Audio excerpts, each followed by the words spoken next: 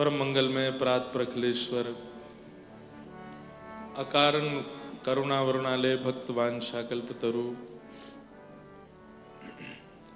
तड़िद्वत विनिंदित पीताम्बरधारी श्री बालकृष्ण लाल की वांगमयी शब्दमयी वाणीमयी प्रतिमूर्ति हम आप सबके मध्य में विराजमान श्रीमद् भागवत महापुराण को बारंबार प्रणाम। संत जनों की परम कृपा से श्री पुरुषोत्तम मास के पावन अवसर पर हम आप सब लोग श्रीधाम वृंदावन के पावन यमुना जी के तट पर श्री राधा रमण राधा वल्लभ बांके बिहारी राधा दामोदर राधा श्याम सुंदर ठाकुरों की पावन सन्निधि में मंगलमयी कथा का रस स्वादन पान कर रहे हैं। ये हमारा परम सौभाग्य है। हमारे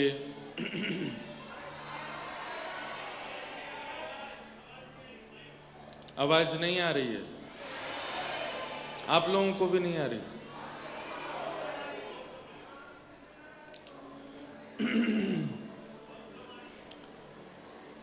पावन वृंदावन धाम के इस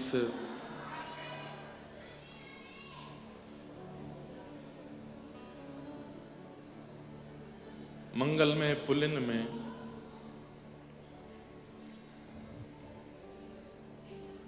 हमारे कथा के मनोरथी परिवार सब जो उदयपुर और नाथद्वारा से पधारे हैं, सबके मंगल भाव से ये कथा का क्रम वृंदावन में हो रहा है। बड़ी कृपा है। जितने भी लोग विराज रहे हैं, अब सीमित जगह है, अब उस जगह में जितने लोग आ जाएं उतने लोग बैठ जाइए।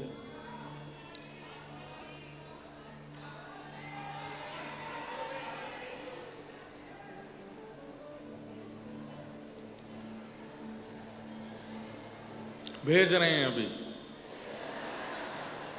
विमान बुलाते हैं, भेजते हैं आपके पास।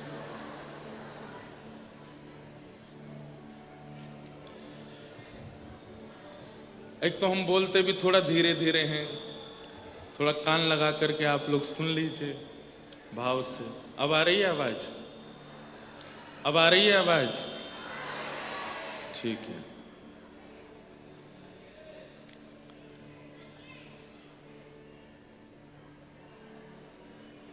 वृंदावन में पुरुषोत्तम मास के इन विश्राम दिवसों में हम आप सब लोग मंगलमयी कथा श्रवण के लिए एकत्रित हुए हैं। आज प्रथम दिवस का क्रम है। आगामी 7 दिनों तक ये क्रम रहेगा। अभी 7 और 8 तारीख को तो केवल कथा का क्रम है। 9 तारीख से श्री भागवत कृपा निकुंज निवास स्थान प्यारे गिरधर लाल जी की सुंदर कुटिया, वहां पर लाल जी का मनोरथ भी होंगे। आप सबको दर्शन करने का अवसर भी मिलेगा। इस प्रकार से पुरुषोत्तम मास का मंगलमय क्रम चल रहा है। साक्षात पुरुषोत्तम, साक्षात परमात्मा मास के रूप में प्रकट हुए हैं, महीने के रूप में प्रकट हुए हैं। और उसमें भी धाम में कथा श्रवण करने को मिल जाए, उत्सव करने को मिल जाए, तो ये लाल जी की बड़ी कृपा है। हमारी तो पुरुषोत्तम मास की पूरी लीला बड़ी अद्भुत रही। पहली कथा मुक्तिनाथ धाम में हुई, जहां शालिग्राम भगवान प्रकट होते हैं। वहां कथा करना ही बड़ा दुर्गम था, वहां पहुंचना ही बहुत दुर्गम है। ठाकुर जी की कृपा के बिना वहां पहुंचना बड़ा मुश्किल है। हमारे भारतवर्ष में जहां कहीं भी ठाकुर जी विराज रहे हैं, सब शालिग्राम शिला से निर्मित हैं, सब शालिग्राम भगवान स्वरूप से ही प्रकट हैं। ऐसे शालिग्राम भगवान की उद्गम स्थली मुक्तिनाथ धाम, दामोदर कुंड, वहां कथा करने के लिए गए। अब दोबारा कब जाएंगे कोई पता नहीं है, क्योंकि इतना दुर्गम है वहां पहुंचना। फ्लाइट से भी जाएं तो 2-3 दिन का समय लगता है। बाय रोड जाते हैं तो चलते रहो बस, जब पहुंच जाओ। कई लोग 24 घंटे में भी पहुंच गए, कई लोग 2-2 दिन में भी पहुंचे। एक भैया तो 5 दिन में पहुंचे। दुर्गम रास्ता है, कभी भी पहाड़ गिर जाते हैं, कभी भी दुर्घटनाएं हो जाती हैं वहां पर। तो जैसे तैसे वहां जाकर के कथा करके आए। वहां से आने के बाद कल व्रजमंडल की सीमा आगरा में कथा का क्रम हुआ, कल वहां विश्राम हुए। आज से यहां वृंदावन में कथा का प्रारंभ हो रहा है और अधिक मास के विश्राम दिनों तक यहां कथा का क्रम चलेगा। धन धन श्री वृंदावन धाम, धन धन श्री वृंदावन धाम। आस करत है जाकी रज की, आस करत है जाकी रज की। ब्रह्मादिक सुरग्राम, ब्रह्मादिक सुरग्राम। ओ धन धन श्री वृंदावन धाम, ओ धन धन श्री वृंदावन धाम। वृंदावन की रज सामान्य नहीं है बंधुओं। वृंदावन भी प्रिया प्रियतम की एक सहचरी है, वृंदा देवी। हमारे रसिक जनों ने कहा कि जिनको प्रिया प्रियतम की उपासना करनी हो वो सखियों को मनाओ, पर सखियां भी इतनी जल्दी थोड़ी प्राप्त होती हैं। तो सखियों को मनाना हो तो यमुना जी को मनाओ, यमुना जी भी इतनी जल्दी प्राप्त नहीं होती, तो फिर क्या करें? बोले सखियों को, यमुना जी को, प्रिया प्रियतम को, संत वृंदों को, रसिक जनों को जो अपने ऊपर धारण करते हैं, ऐसे वृंदावन को मनाओ, ऐसे वृंदावन का भजन करो। वृंदावन सबकी सेवा में है, प्रिया प्रियतम की सेवा में भी हैं, यमुना जी की सेवा में भी हैं, सहचरियों की सेवा में भी हैं, रसिकों की सेवा में भी हैं, संतों की सेवा में भी हैं, ब्रजवासियों की सेवा में भी हैं, वृक्षवल्लरियों की सेवा में भी हैं। सबकी सेवा कौन कर रहे हैं? वृंदावन। सबकी सेवा में निपुण है। तो एकमात्र वृंदावन को यदि प्रसन्न कर लिया जाए तो सब प्रसन्न हो जाएंगे। लेकिन आजकल स्थिति क्या हो गई है? लोग बाग वृंदावन आने तो लगे हैं, पर वृंदावन के मूल रूप को नहीं जानते। और वृंदावन आना कैसे चाहिए, वृंदावन में निवास का विधान क्या है, वृंदावन में भजन कैसे बनता है, उन सब बातों को हम भूलते जा रहे हैं। श्री हित ध्रुवदास जी का नाम सुना आपने? हमारे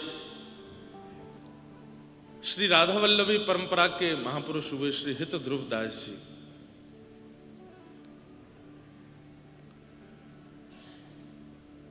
हित ध्रुवदास जी आपको श्रीमन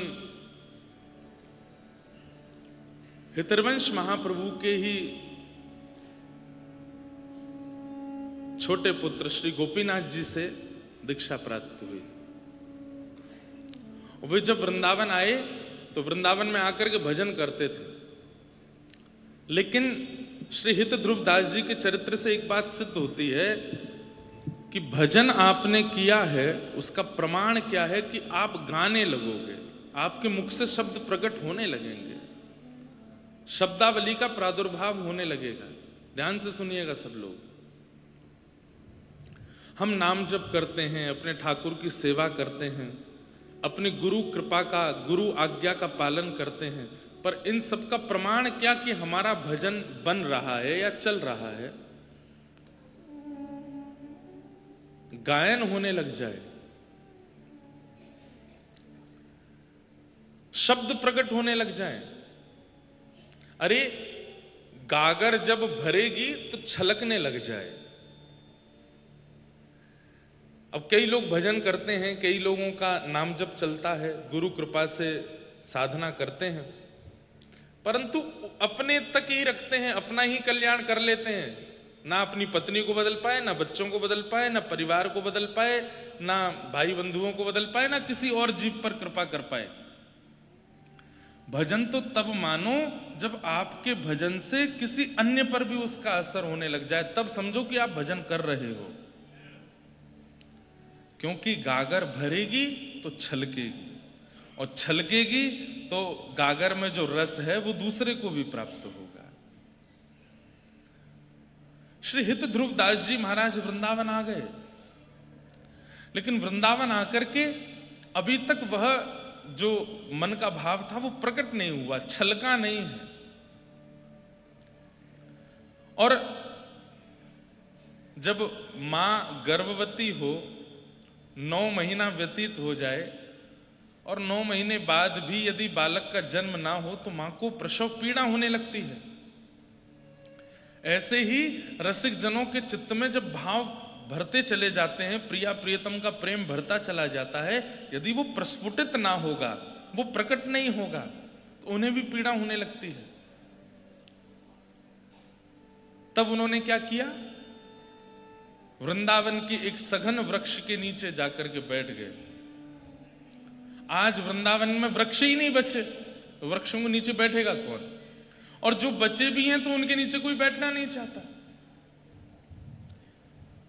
वृंदावन के वृक्ष को, सब गाते हैं इस बात को, मरम न जाने कोई, जहां डाल डाल और पात पात श्री राधे राधे हो। सब कहते हैं इस बात को, लेकिन कितने लोग बैठे देखे आपने पेड़ों के नीचे? कोई नहीं बैठता। वृंदावन में आए तो कभी कभी एकांत किसी सघन वन के नीचे, किसी वृक्ष के नीचे बैठो। बैठे रहूं कुंजन के कोने, श्याम राधिका गाम, किशोरी तोरे चरणन की रज पान। श्री हित ध्रुव दास जी महाराज बैठ गए एक पेड़ के नीचे, और वृक्ष के नीचे बैठ करके जैसे ही चिंतन करना प्रारंभ किया, चिंतन करते करते करते करते पहले तो शरीर कंपित हुआ, फिर नेत्र पुलकित हुए, और जब हृदय में वह उद्गार भाव हिलोने लेने लगे तो अपने आप शब्दों का निर्माण होता चला गया और निकल पड़ी वाणी, गाने लगे।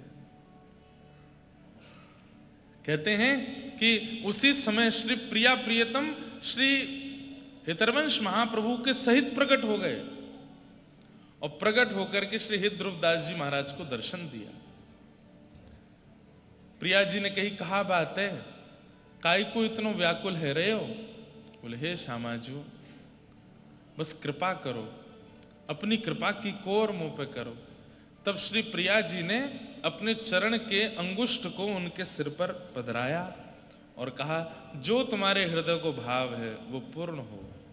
तब श्री हित ध्रुव दास जी के चित्त की वाणियां प्रकट हुई, शब्द प्रकट हुए, और उन वाणियों को हमारे हित संप्रदाय के सब वैष्णव जन गाते हैं।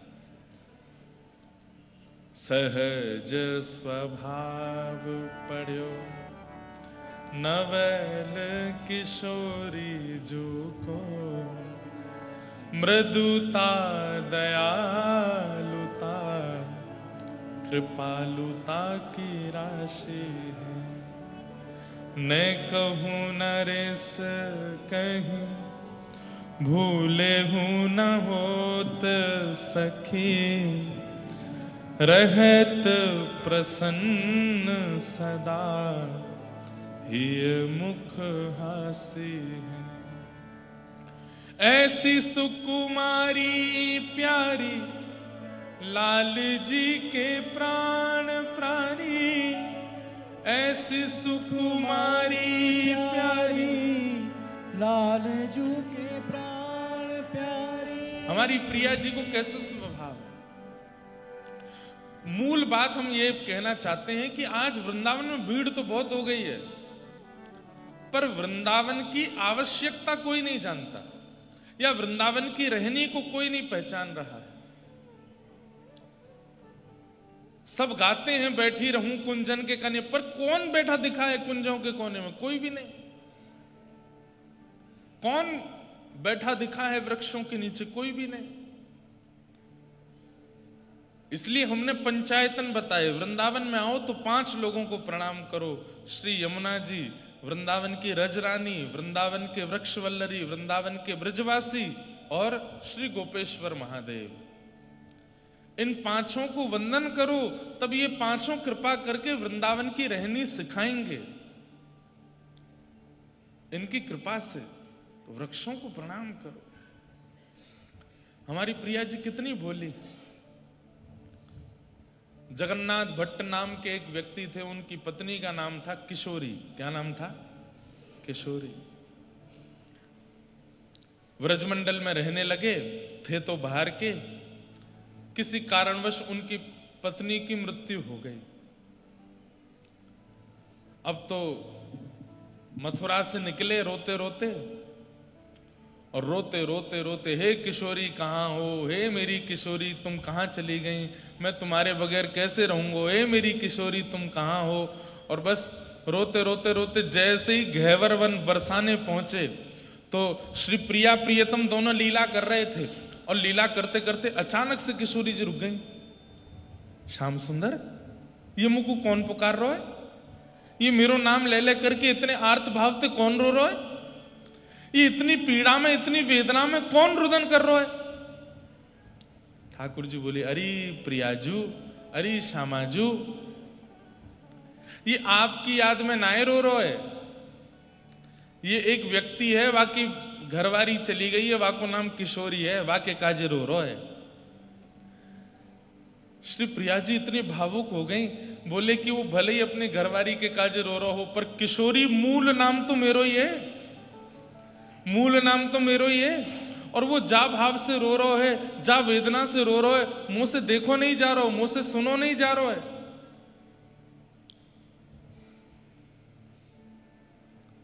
किशोरी जी कह रहे हैं, याकू कृपा करनी है, याकू दर्शन देना है। सोचिए, इतनी भोली कोई है, अपनी पत्नी के नाम लेकर के रो रहा है। किशोरी जी प्रकट हो गई सामने, और प्रकट होकर के वहां पर कृपा कर दी। कृपा करके वाको अपनो स्नेह प्रदान कियो, प्रेम प्रदान कियो।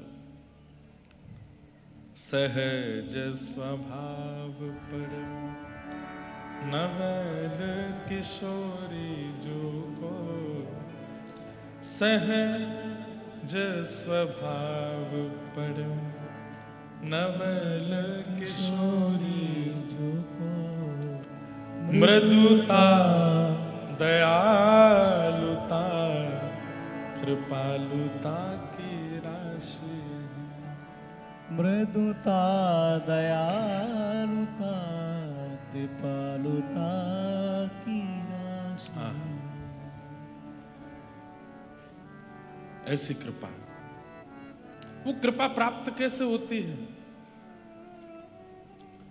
ये वृक्ष ही कृपा करके किशोरी जी से मिलवाएंगे, ये यमुना जी ही कृपा करके किशोरी जी से मिलाएंगी, यहां की रजरानी ही कृपा करती है, ये गोपेश्वर महादेव ही कृपा करते हैं।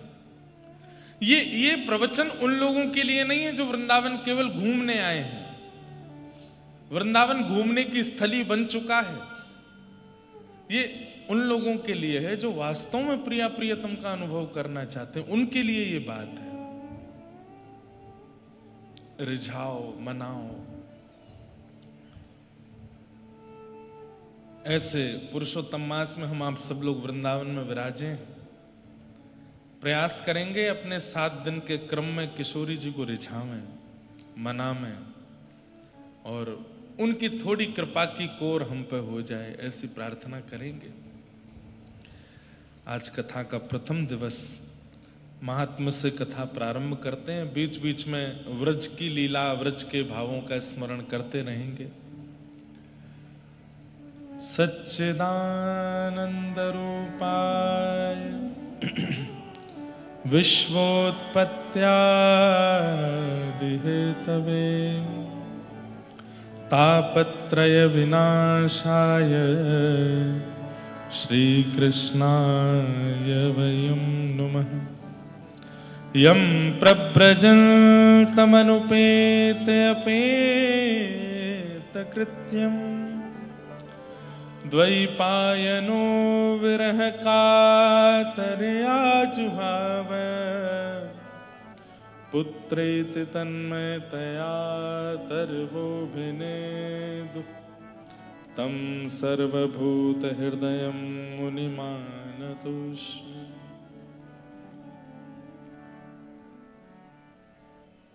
सच्चिदानंद रूपाय भगवान के 3 रूप हैं, सत्य, चैतन्य और आनंद। बिल्कुल सावधानी से सब लोग सुनो। ठाकुर जी का सत्य स्वरूप क्या है? जो ग्रंथ हम लोग श्रवण कर रहे हैं, भागवत जी, भगवान का सत्य स्वरूप है।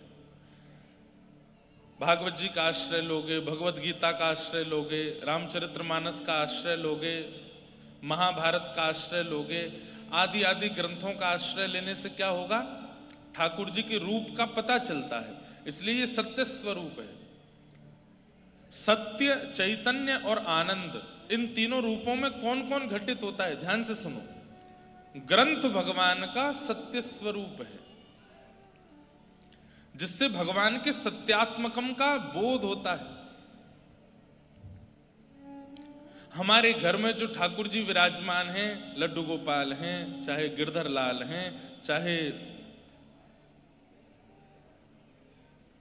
प्रतिमा के रूप में विराजमान हैं, चाहे चित्रपट के रूप में विराजमान हैं, ये कौन है? ये चैतन्य रूप हैं भगवान के।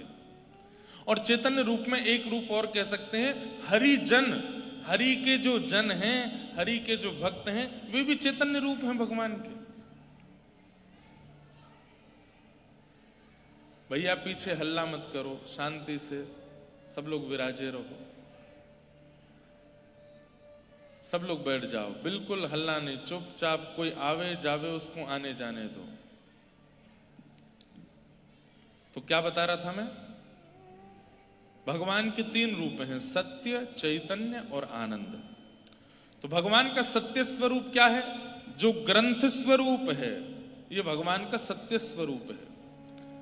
बिना ग्रंथ अवलोकन किए अब कोई व्यक्ति यदि भजन करता है, लेकिन ना तो ग्रंथ पढ़ता है ना सुनता है, उसको भगवान के कभी अधिक रूप, अनेक रूपों का अनुभव नहीं हो पाएगा।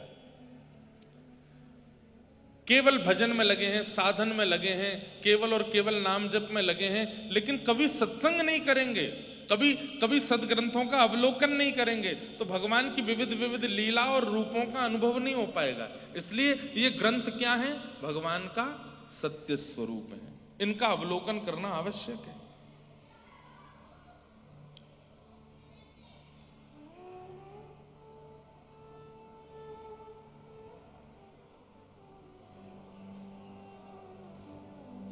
पीछे जाकर के देखो भैया, क्या दिक्कत है? वो हमको दिक्कत पता है कि पहले आके आगे बैठ गए, अब वापस जा रहे हैं तो कोई जाने नहीं दे रहा है। आ रहे हैं, अभी रुको, आ रहे हैं।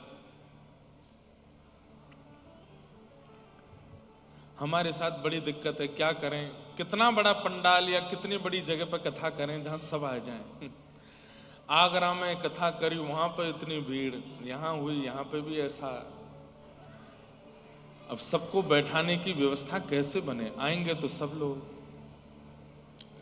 अभी तो परसों से लाल जी के उत्सव हो रहे हैं, हमको तो उसका डर और लग रहा है, वहां क्या होगा। हमने बढ़िया व्यवस्था हमने सोच रखी है कि हम वहां बैठने की व्यवस्था नहीं रखेंगे, बैरिकेडिंग कराएंगे, दर्शन करो निकलते चलो। जैसे मंदिरों में रहता है ना, आओ दर्शन करो जाओ।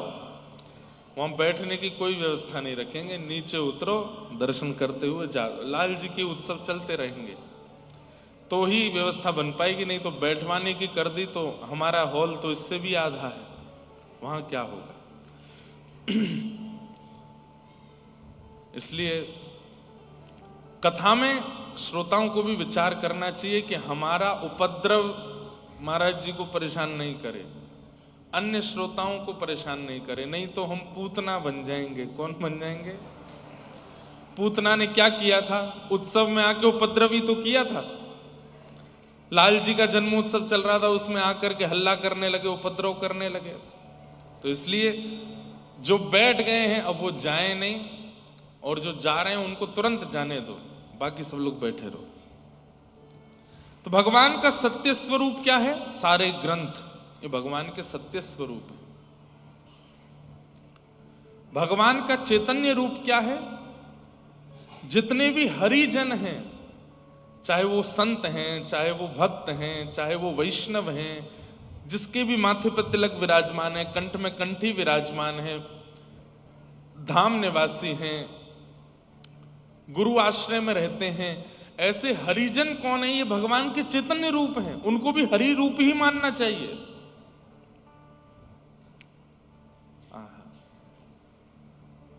उनको भी हरि स्वरूप ही मानना चाहिए। जैसे आप राजस्थान में हो, कोई वृंदावन से आ जाए तो यही मानना चाहिए कि ठाकुर जी के स्वरूप में आए। कोई लाली आ जाए तो अरे किशोरी जी आई हैं। ठाकुर जी किशोरी जी नहीं मान सकते तो उनके सखा के रूप में मानो। ठाकुर जी के कोई सखा आए हैं, ये किशोरी जी की कोई सहचरी आई हैं, कोई सखी आई हैं। अब आप लोग नाथद्वारा से आए हैं तो नाथद्वारा के भाव से हमारे लिए तो यही है कि या तो अष्ट सखाओं के रूप में आए हैं, या फिर हमारे श्री जी बाबा जिसके चित्त में अनन्य प्रेम है उसके रूप में श्री जी बाबा ही आए हैं, नवनीत प्रियालाल जी ही आए हैं, वृंदावन आए हैं। इसलिए हमने आते ही सबसे पहले स्वागत किया कि आप सबका स्वागत है। क्यों? आप सब उस धाम से आए हैं, तो धाम के जो धामी ठाकुर हैं वो धामियों के चित्त में बैठ के आते हैं।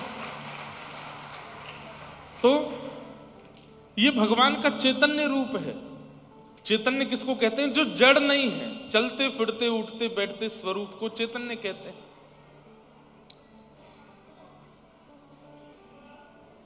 धाम निवासी भगवान के चैतन्य स्वरूप है। हमारे श्री हरिराम व्यास जी हुए वृंदावन में,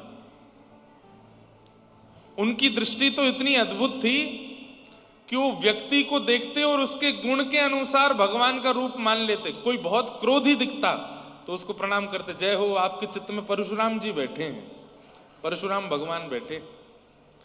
कोई बहुत सौम्य दिखाई देता, कम बोलने वाला, जय हो राघव जी चटक मटक विराज रहे हो भीतर, ऐसे प्रणाम करते। कोई बहुत क्या कहते हैं ऊधमी, कभी इधर कूदे कभी उधर जावे, कभी किसी को छेड़े कभी किसी को छेड़े, तो हरिराम व्यास जी उसको प्रणाम करते, बाल कृष्ण प्रभु आपकी जय हो, इतना ऊधम कर रहे हो, एक जगह टिक के नहीं बैठ रहे हो। कई लोग होते हैं उनकी हाइट नहीं बढ़ती, छोटे ही रह जाते हैं, उनको कहते जय हो वामन भगवान, नेक्से से हो आपको प्रणाम करें। कोई बहुत ज्यादा कसरत वगैरह करके अपने शरीर वरीर को फुला लेता है, लंबा चौड़ा तगड़ा हो जाता है, ओहो नृसिंह आ रहे हैं, जय हो। रूप गुण के अनुसार हर व्यक्ति में भगवत दर्शन करते थे। कौन? श्री हरिराम व्यास जी महाराज। क्यों? बोले सब चैतन्य स्वरूप हैं भगवान के। मानव का इतना अस्तित्व नहीं कि वो खड़ा हो सके, वो चल सके, वो बोल सके, वो बैठ सके। ये तो ठाकुर जी हैं इसके अंदर, जो इसके अंदर बैठ करके बुलवा रहे हैं, चला रहे हैं, बैठा रहे हैं, सब क्रिया करा रहे हैं। तो हरि जन हरि भक्त ये भगवान के चैतन्य रूप है। और तीसरा है आनंद। भगवान का आनंद रूप क्या है? ठाकुर जी का धाम आनंद रूप है। जैसे वृंदावन आनंद रूप है, बरसाना आनंद रूप है, श्री गोवर्धन आनंद रूप है, नाथद्वारा आनंद रूप है, श्री जगन्नाथपुरी आनंद रूप है, द्वारिका धाम आनंद रूप है, श्री बद्रीनाथ आनंद रूप है। सुख स्वरूप नहीं है, आनंद स्वरूप है। सुख स्वरूप और आनंद स्वरूप में भी अंतर होता है। सुख स्वरूप वो जहां पर व्यवस्थाओं से प्रसन्नता मिलती हो, और आनंद स्वरूप वो जहां पर बिना व्यवस्था के भी प्रसन्न रहते हो। वृंदावन में अगर कोई बहुत बड़ी बड़ी व्यवस्थाएं देख करके खुश रहना चाहता है तो भैया चले जाए यहां से। यहां व्यवस्थाएं नहीं, यहां तो ऐसे धक्का मुक्का चलता है, ऐसे ही रेला के रेला चलते हैं। अभी आप लोग अगर गिरिराज जी चले गए, आज हमको जाना है गोवर्धन शाम को, अगर अभी आप लोग गिरिराज जी चले गए तो बिना परिश्रम के परिक्रमा लग जाएगी। क्यों? इतनी भीड़ चल रही होगी, सब धक्का दे दे के परिक्रमा लगवा देंगे। तो यहां पे व्यवस्था नहीं चाहिए होती, यहां तो बिन व्यवस्था के काम हो जाता है। हरिद्वार आदि बड़े बड़े तीर्थों में जाकर के साधन करना पड़ता है, पर वृंदावन के लिए कहते हैं यहां पड़े रहो, पड़े रहना भी साधन है। यहां पर सो जाओ तान दुपट्टा तो भी भजन हो रहा है, कुछ मत करो। अब इन सब बातों से ही कई लोग जो है वृंदावन में आके भर गए हैं, कुछ नहीं करते। बोले महाराज जी कहते कुछ मत करो, पड़े रहो। लेकिन वृंदावन के अनुकूल तो बनिए।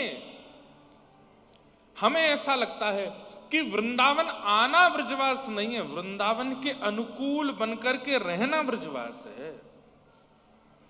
स्कूल आने मात्र से विद्यार्थी कहला जाएगा, लेकिन टॉपर नहीं कहलाता।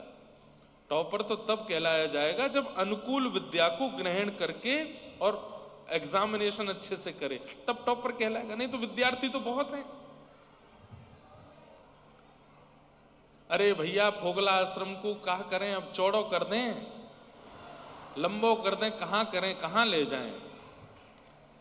कल से एक नियम बना देते हैं कि 10 बजे तक जितने लोग आ गए तो अच्छा, उसके बाद किवाड़ बंद कर देंगे। अब सुनो,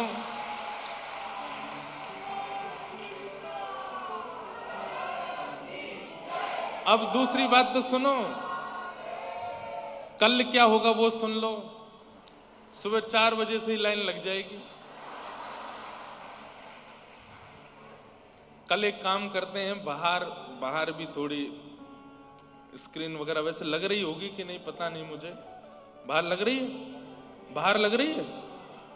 हाँ, तो बाहर भी कूलर वूलर लगवा के बढ़िया व्यवस्था कर देंगे। जो लेट आवे या संख्या यहां पर ना बचे तो फिर बाहर बैठ जाएं सब लोग, हैं? वहां पे भी फुल है।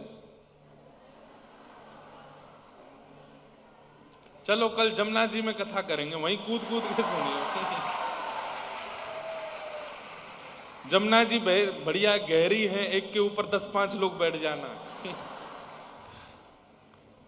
चलो अच्छा है ये भी, लेकिन उपद्रव मत करो, खूब भीड़ करो, लेकिन इतने ये हल्ला गुल्ला नहीं। और हल्ला गुल्ला पता किससे होता है? जो आगे बैठ गए, अब उठ के जाते हैं तो उनको जगह नहीं मिल रही बाहर निकलने की, तो हल्ला होता है। बस ये हल्ला नहीं, जो बैठ गए वो बैठे रहो, और जिनको बाहर जाना ही है वो फिर बाहर ही बैठो, बीच से नहीं जाना है। तो भगवान के 3 रूप हैं, सत्य, चैतन्य और आनंद। भगवान का सत्य स्वरूप क्या है? ये सारे ग्रंथ ये भगवान के सत्य रूप हैं, इनका आश्रय लिया कीजिए। एक ग्रंथ को अपने जीवन में उतार लीजिए बंधु। कम से कम मृत्यु आने से पहले पहले कोई एक सदग्रंथ ऐसा हो जो आद्योपांत आपने पढ़ा है, और केवल पढ़ा नहीं है, तत्श्रवण प्रपठन विचारण परो, उसको किसी गुरुजनों से सुना भी है, पढ़ा भी, और उस पर मनन चिंतन भी किया है। कम से कम एक ग्रंथ तो ऐसा रखिए। भगवद अनुभव कराते हैं ये सब ग्रंथ, ये सत्य स्वरूप हैं। चैतन्य अपने नेत्रों के आगे दिखने वाले समस्त वैष्णव भक्त वृंदों को नंद नंदन के प्यारे आए मेरे, नंद नंदन के प्यारे। कोई भी वैष्णव दिखाई देता है, कोई भी रसिक दिखाई देता है, कोई भी धाम निवासी दिखाई देता है, या तो नंद नंदन रूप मानो या नंद नंदन के प्रिय रूप मानो और उनको प्रणाम करो। वो चैतन्य रूप है भगवान के। और तीसरा, भगवान का धाम ये आनंद रूप है। अब हम नाथ द्वारा जाते हैं, कितना आनंद आता है वहां पर। सुबह ही सुबह हल्ला होता, वैष्णवों अब श्री जी के दर्शन खुल गए हैं, चलो सब लोग आते हैं फिर दर्शन करते हैं। जल्दी जल्दी दौड़ भाग। वो आरती के समय तो बहुत अच्छा लगता है, ऐसी दौड़ करके माताएं आती हैं भीतर, आकर के ठाकुर जी के, श्री जी के मधुर दर्शन करते हैं। तो धाम क्या है? आनंद रूप है। गिरिराज जी आनंद रूप हैं, जगन्नाथपुरी महाप्रसाद आनंद रूप है, श्री द्वारिका धाम आनंद रूप है। सच्चिदानंद रूपा। ये तीन भगवान के रूप हैं, ग्रंथ, हरिजन और हरिधाम। इन तीनों को जीवन में उतारने का प्रयास कीजिए, इन तीनों का आश्रय समय समय पर लेने का प्रयास कीजिए। यही भगवान के तीन रूप है, सच्चिदानंद रूपाय। विश्वोत्पत्त्यादि हेतवे, विश्व की उत्पत्ति, विश्व का पालन, विश्व का संहार करने वाले, तापत्रय विनाशाय, तीन प्रकार के तापों का नाश करने वाले, श्री कृष्णाय वयम नमः। एक बात याद रखिए, कृष्ण भक्त, श्री जी का भक्त, वृंदावन का भक्त यदि संसारी विषय के वजह से रो रहा है तो उसको कृष्ण भक्ति छोड़ देनी चाहिए। कृष्ण प्रेमी कभी संसारी विषय के लिए नहीं रोता है। कृष्ण प्रेमी केवल उनके विरह में रोता है, उनकी याद में रोता है, उनकी स्मृति में रोता है। वो संसार के किसी विषाद के कारण, संसार की कोई दिक्कत के कारण, संसार में होने वाले शारीरिक, मानसिक, बौद्धिक या फिर पारिवारिक कष्टों के कारण कभी नहीं रोता है। क्यों? तापत्रय विनाशाय, ये श्री कृष्ण का गुण है कि उनकी शरण में आने वाले को फिर संसार के ताप सताते नहीं। सताते तो हैं लेकिन वो उनसे परेशान नहीं होता, वो उनसे पीड़ित नहीं होता। उसकी पीड़ा का कारण केवल श्री कृष्ण न मिले ये रहता है और कुछ नहीं। घर में कोई दिक्कत हो गई, कोई बात नहीं। पैसे कम हो गए, कोई बात नहीं। शारीरिक पीड़ा हो गई, कोई बात नहीं। अरे कहां तक है, कोई छोड़ के चला गया, कोई बात नहीं। इनका भगवत नाम गमन हुआ है। इस प्रकार से अपनी समस्त व्यवस्थाओं को स्वीकार करता है।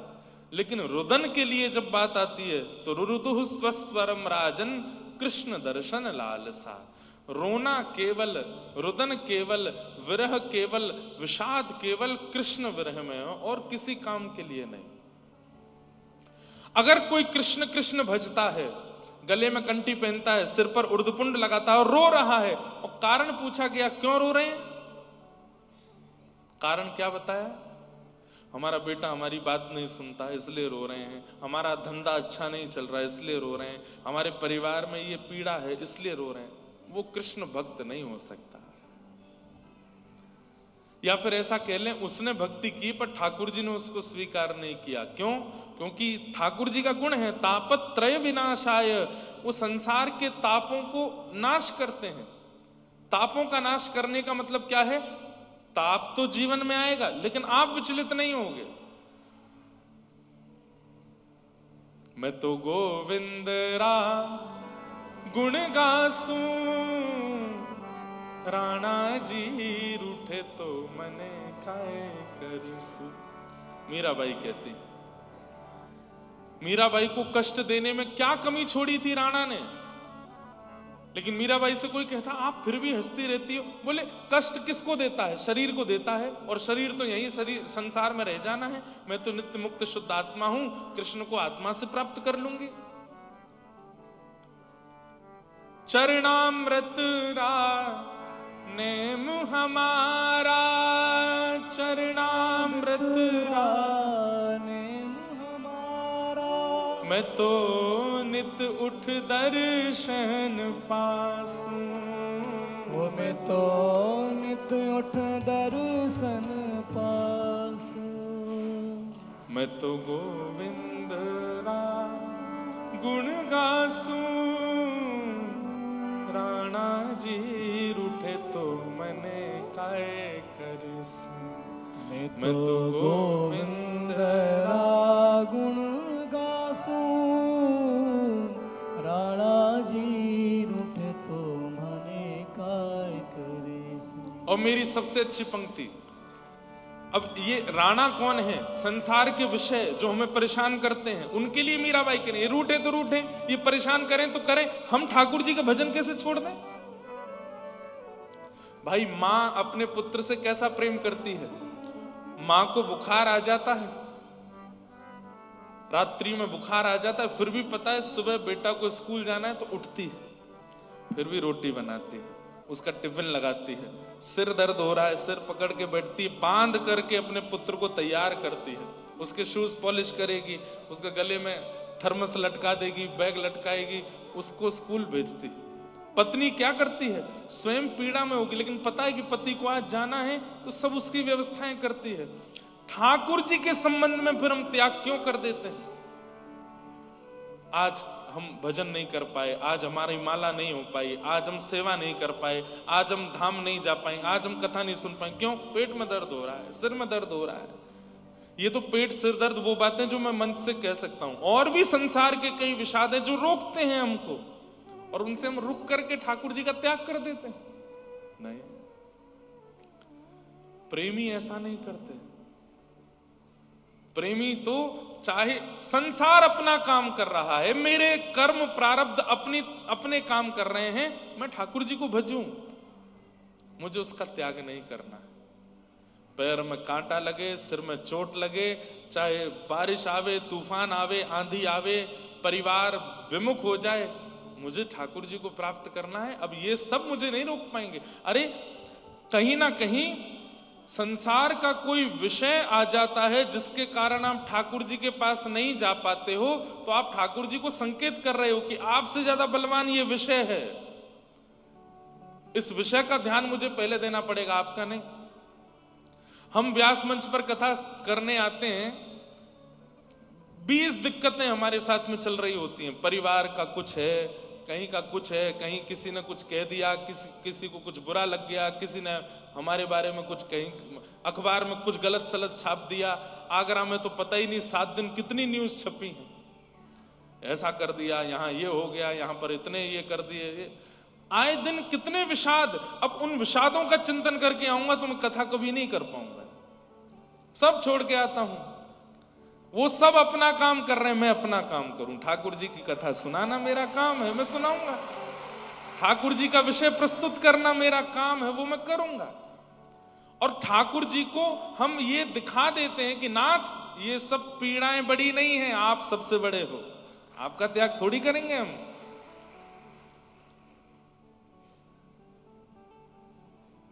मीराबाई यही तो करती हैं।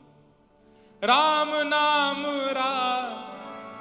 जहाज चला स्या, राम नाम जहाज चला सा, मैं तो भव सागर तर जासूं, मैं तो भव सागर तर जासूं।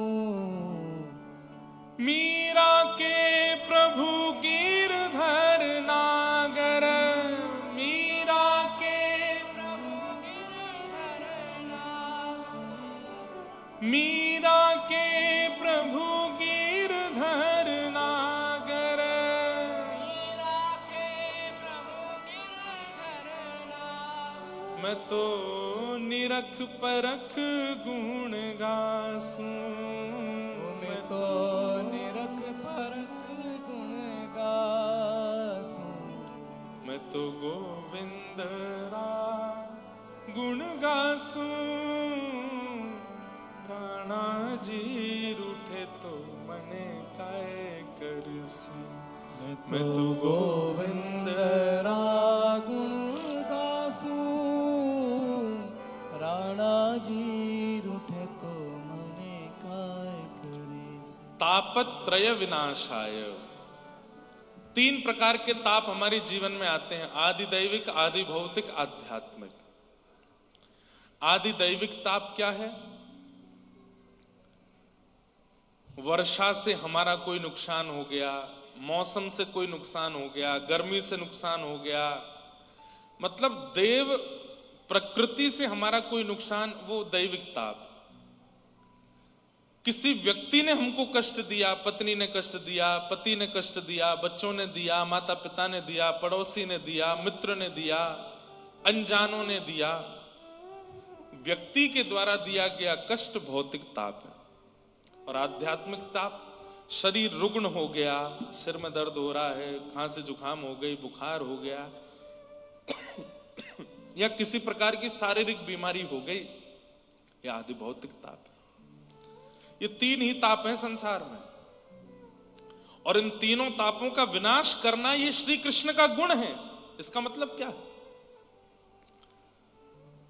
ताप नहीं रुकेंगे, पर उन तापों का प्रभाव नहीं होगा आपके ऊपर। आएंगे तो सही, पर प्रभाव नहीं होगा। ताप आएंगे तो सही, लेकिन आप परेशान नहीं होगे, आप विचलित नहीं होगे। ये ठाकुर जी का स्वरूप है, स्वभाव है। और यदि फिर भी कोई विचलित हो रहा है तो वो अपना प्रमाण दे रहा है कि मैं कृष्ण भजन नहीं करता हूं, मैं श्री जी का भजन नहीं करता, मैं लाडली जी का भजन नहीं करता, मैं लाल जी का भजन नहीं करता, इसीलिए संसार का विषाद मुझे परेशान कर रहा है। बल्कि मैं ऐसा कह दूं तो कोई अतिशयोक्ति नहीं कि आप वृंदावन चंद के भजन में लग जाओगे तो उसके बाद विषाद और ज्यादा आएंगे, परीक्षण करने के लिए कि विचलित होगे कि नहीं होगे। और विचलित हो गए तो जैसे मटका बनाने वाला एक एक मटके में मार करके देखता है कच्चा है कि पक्का, ऐसे ही ठाकुर जी जैसे देखते हैं कि ओहो नाम जप करने लगा, एकादशी करने लगा, कंठी पहनता है, तिलक धारण करता है, तो फिर ठाकुर जी भी ऐसे मार मार के देखते हैं, पीड़ाएं दे दे करके देखते हैं। और जैसे ही हमारे आंखों से आंसू फूट पड़ते हैं उस पीड़ा के कारण, ठाकुर जी कहते फूट गया, कच्चा है, अभी पक्का नहीं हुआ।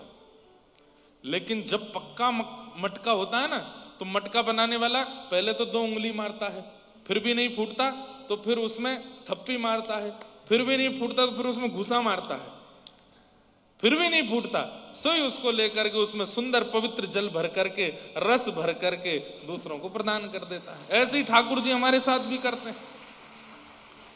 पहले तो इसको हमारे ब्रज में कहते हैं टंटोला। क्या बोलते हैं?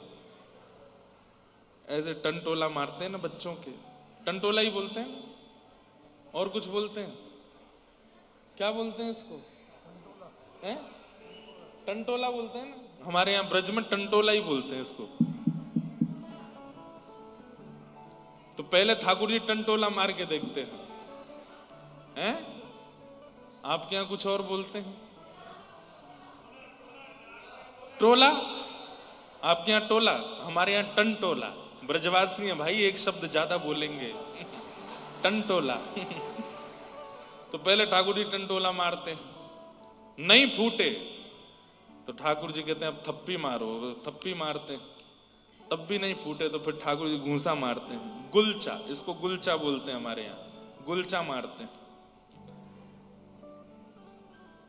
या के गालन गुलचा मारो री, होरी में गाते हैं, या के गालन गुलचा मारो, और फिर भी नहीं फूटता है, तब ठाकुर जी कहते हैं ये मेरो परम भक्त है, अब याकू रस से ओतप्रोत कर दो। और ओतप्रोत करके कहां करो? बोले श्री जी की शरण में पहुंचाए तो, श्री जी की शरणागति कराए तो। इसलिए भैया विषाद आवे, पीड़ाएं आवे, दिक्कतें आवे, चाहे जैसी, हम आपसे बहुत स्पष्ट रूप से कह रहे हैं, 29 वर्ष की अवस्था में हमने बहुत कुछ देख लिया। शारीरिक पीड़ा भी देख ली, मानसिक भी देख ली, व्यवहारिक भी देख ली, सब कुछ, और अभी देखते ही जा रहे हैं। पर ठाकुर जी की बहुत बड़ी कृपा, नजर नहीं लगे किसी की कि हमको ज्यादा कोई विचलित कर नहीं पाता है। और हम ये बात इसलिए बता रहे हैं कि हम ठाकुर जी को बता रहे हैं कि नाथ आपसे बड़ा कुछ नहीं है, चाहे दुनिया कुछ कर ले, ऐसे ही आप भी करो। चाहे पारिवारिक पीड़ा आवे, चाहे मैत्रिक पीड़ा आवे, चाहे सार्वजनिक पीड़ा आवे, चाहे शारीरिक पीड़ा आवे, ठाकुर जी कहो नाथ ये अपना काम कर रहे हैं, मैं अपना काम करूं, आपको भजना मेरा काम, मैं तो आपका भजन करूंगा, मैं तो आपको ध्याऊंगा।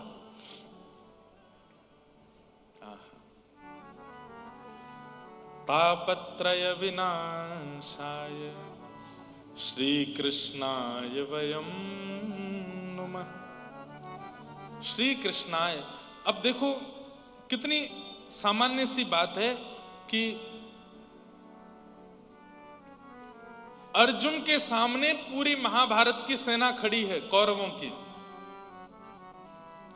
और सब धनुष बाण ले लेकर के तान के अर्जुन को मारने के लिए खड़े हैं। उस समय अर्जुन चाहता, पहले यही हुआ कि धनुष बाण छोड़ दिए, मैं युद्ध नहीं करूंगा, भगवान ने फिर कहा कि अरे कायरों जैसी बात मत कर, धनुष बाण उठा, युद्ध कर। लेकिन उस समय अर्जुन चाहता तो भगवान से कह सकता था कि नाथ ऐसा कुछ करो कि युद्ध करना ना पड़े और सब समाधान हो जाए। आप परमात्मा हो, भगवान हो, आपकी इच्छा से सब संभव है। लेकिन अर्जुन ने ऐसा कहा तो होगा, लेकिन ठाकुर जी ने मना किया, ना तुम युद्ध करो, युद्ध तुम्हें करना पड़ेगा। और भगवान ने पूरे 18 दिन तक युद्ध करवाया अर्जुन से, एक एक जगह पसीना एक करवा दिए, उसको चाह करके भी चुटकियों में निकाल दिया हो ऐसा नहीं किया, युद्ध करवाया।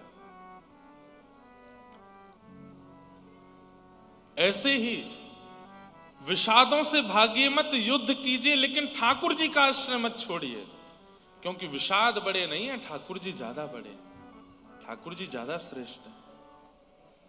ओ मारा गिरधर लाल, थारो नचायो नाचूं रे, मारा गिरधर लाल, थारो नचायो नाचूं रे। जा रंगरा कपड़ा पहरावे, वैसो ही स्वांग बनाऊं। जा रंगरा कपड़ा पहनावे, वैसो ही स्वांग बनाऊं। जा रंगरा कपड़ा पहरावे, वैसो ही स्वांग बनाऊं। जा रंगरा कपड़ा पहरावे, वैसो ही स्वांग बनाऊं। हो मारा गिरधर लाल, थारो नचायो नाचूं रे, मारा गिरधर लाल, थारो नचायो नाचूं रे। मारा गिरधर लाल, थारो नचायो नाचूं रे, मारा गिरधर लाल, थारो नचायो नाचूं रे। ओ मैं तो थारो नचायो नाचूं, मैं तो थारो नचायो नाचूं। मैं तो थारो नचायो नाचूं। मैं तो थारो नचायो नाचूं रे। ओ मारा नटराजा, थारो नचायो नाचूं रे, मारा नटराजा, थारो नचायो नाचूं रे। हे थारे घर में रहूं निरंतर, थारी हाट चलाऊं।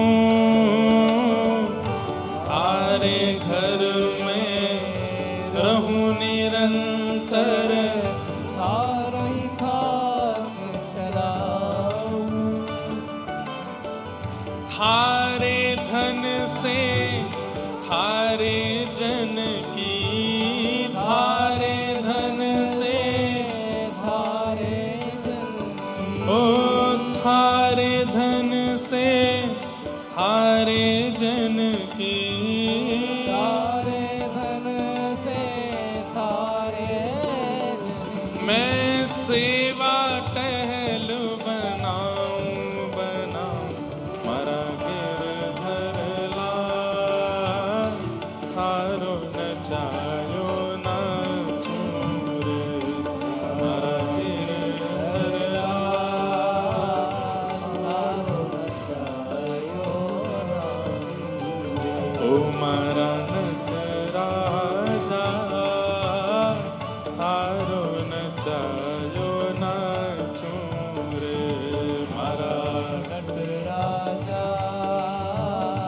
थारो नचायो आओ। नाचूं रे। ओ मैं तो थारो नचायो नाचूं मैं तो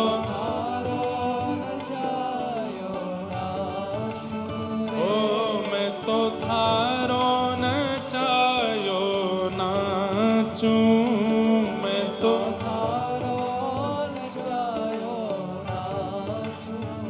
हे मारा गिरधर थारो नचायो नाचूं रे मारा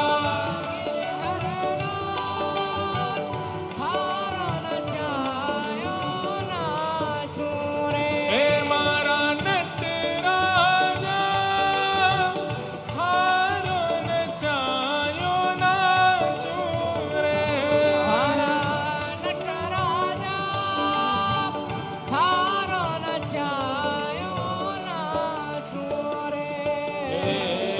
रूखा सूखा जो कछु देवे थारे ही भोग लगाऊं रूखा सूखा जो कछु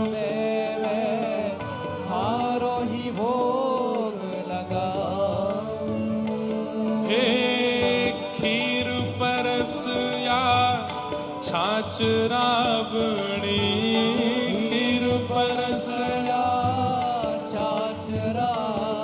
ओ खीर परस या छाछ राबड़ी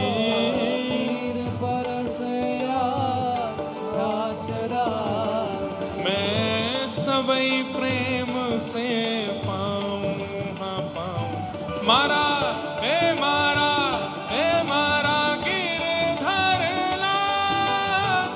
थारो नचायो नाचूं रे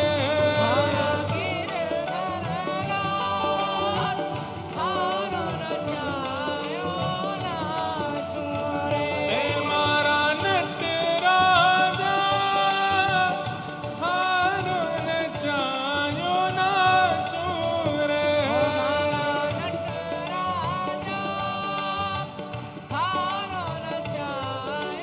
श्री राधा गिरधर लाल की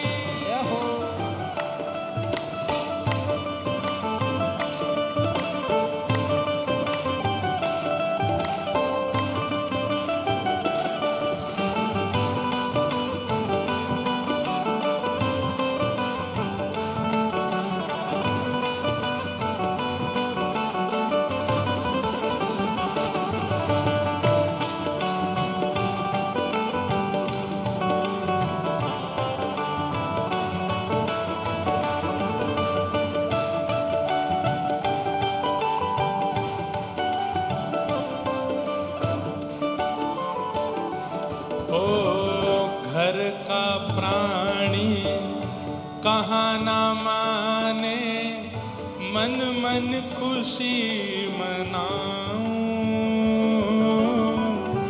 घर का प्राणी कहाँ ना माने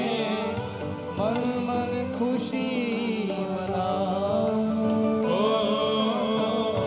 घर का प्राणी कहाँ ना माने मन मन खुशी मनाऊं का प्राणी का नवाने मन मन खुशी मनाऊं ओ थारे इस मंगल विधान में थारे इस मंगल विधान ओ थारे इस मंगल विधान में मंगल विधान मैं काहे टांग अड़ाऊं अड़ाऊं मारा